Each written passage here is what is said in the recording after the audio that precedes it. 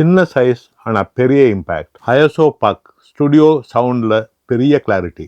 Iso அக்யூஸ்டிக்ஸ் இது வந்து speaker isolator. இது ஒரு ரொம்ப பாப்புலரான ப்ராடக்ட். நான் ஒரு 2-3 இயர்ஸாக அதை நான் யூஸ் பண்ணிகிட்ருக்கேன். இந்த ஸ்பீக்கர் ஐசோலேட்டரில் ப்ராப்ளம் என்னென்னா, உங்களுக்கு சைஸ் அண்ட் ஷேப் ஒரு மாதிரி இருக்கனால எல்லா ஸ்பீக்கரையும் இது மேலே வச்சிட முடியாது.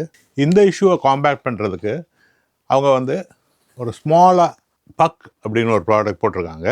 இது பார்த்திங்கன்னா சின்ன சின்ன ஸ்பீக்கர்ஸ், இப்போ இந்த D3V நான் ஸ்பீக்கரை வந்து ரிவ்யூ பண்ணேன்.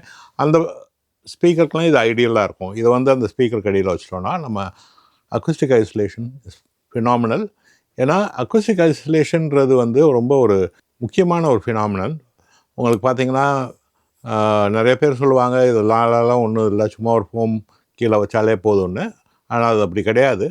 நீங்கள் வந்து உங்கள் மானிட்டர் ஸ்பீக்கர்ஸ் வந்து உங்கள் ஸ்பீக்கர் ஸ்டாண்ட்லேருந்து ஐசோலேட்டடாக இருக்கணும். அப்படின்னா தான் அதோட ப்ராப்பரான பேஸ் ரெஸ்பான்ஸ் உங்களுக்கு தெரியும்.